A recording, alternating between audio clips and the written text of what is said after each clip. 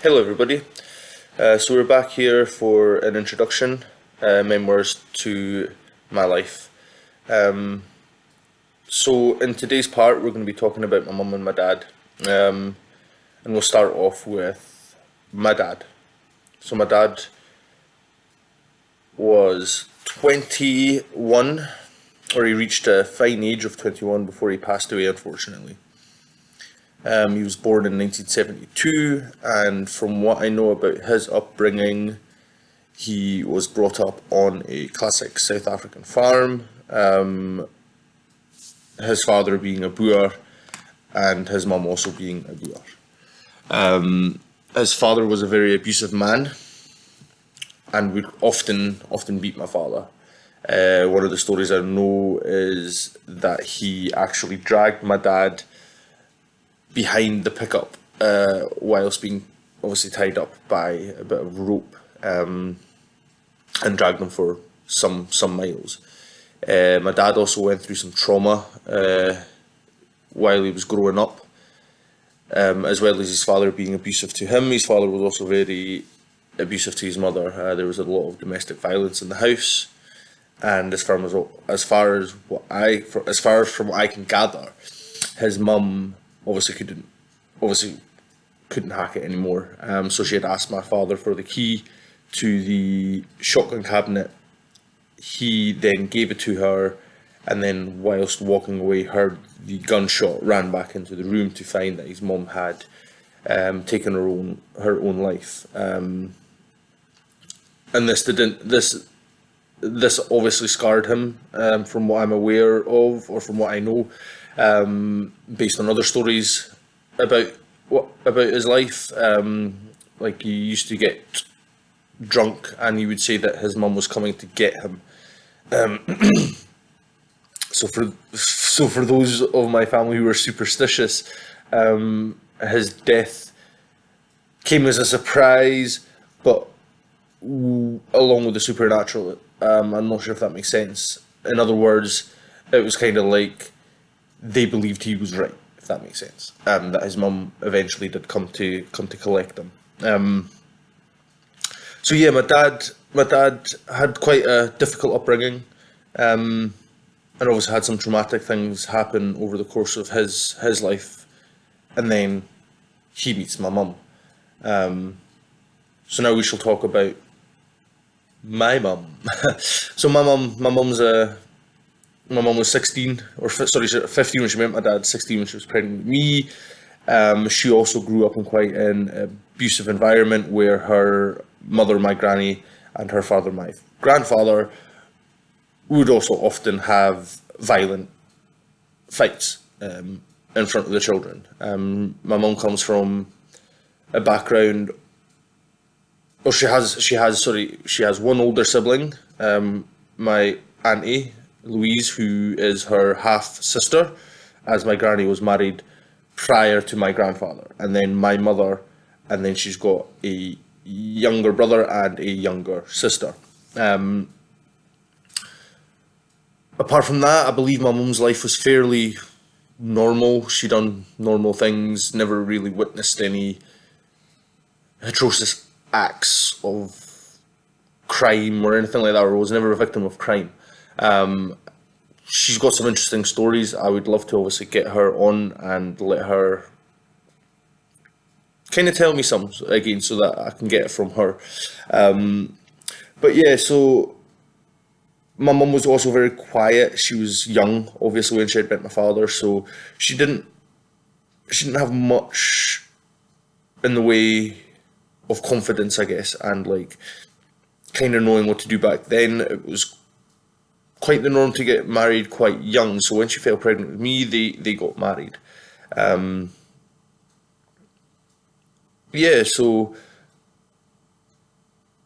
like I say, my mum had it pretty easy, I guess, up until a certain point. So when she met my dad apparently was quite a loving man, very strong, very tall, didn't take rubbish, shall we say. There's some interesting stories about how he used to beat up my mum's cousins, for instance, who really didn't like him for some reason. They used to come around my granny's house and they'd be calling him from outside, "Hey Jackie, come out, hey Jackie." So my dad would go out and he would rock and ring bells.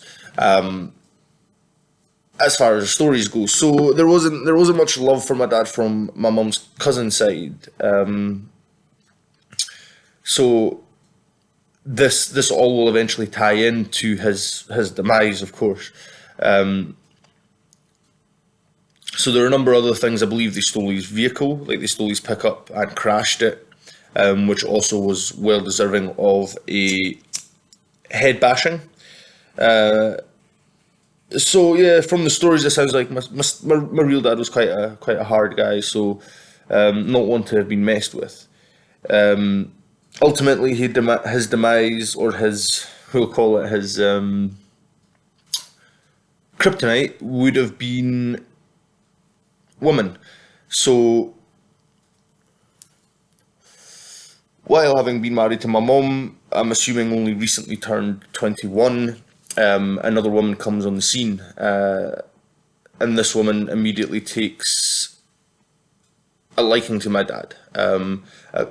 Apparently, she had a husband in prison who looked very similar to my father, so I think that might have helped the situation. She was also older than my mum, so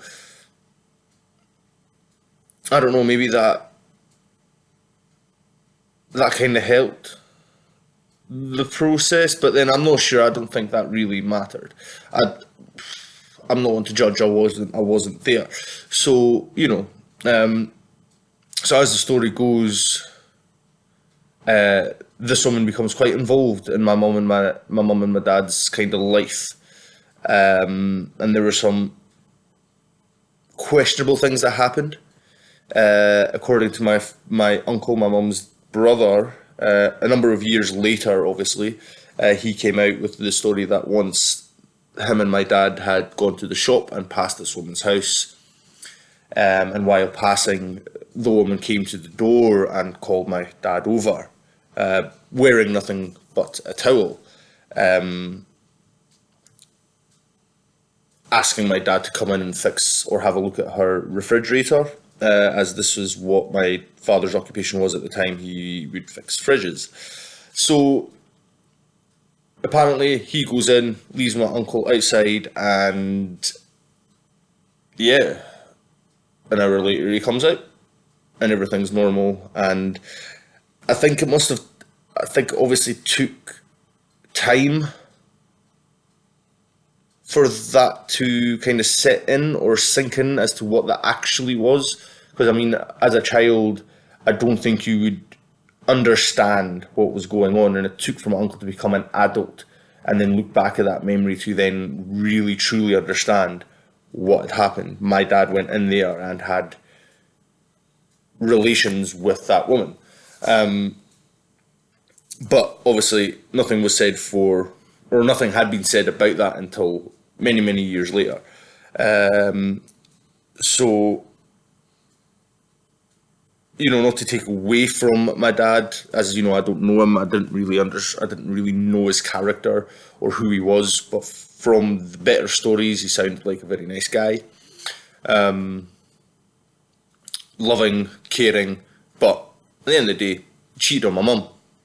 And you can't, like, that shit's going to come back and it's going to bite you. So, yeah, it all really came out one night when they were having a barbecue, traditionally known as a braai, where he was seen playing footsie with this woman underneath the table by my grandfather. Yeah, and then it pretty much kicks off from there. Like, things go down. Yeah, I think what I'll do is we'll just leave it at that. Yeah, like things go down, and I'll fill you in on the death in the next episode of Memoirs of My Life. Thank you very much thank you very much for tuning in, and I hope to see you next time. Feel free to subscribe, and if you like the content, please leave a comment. Thank you.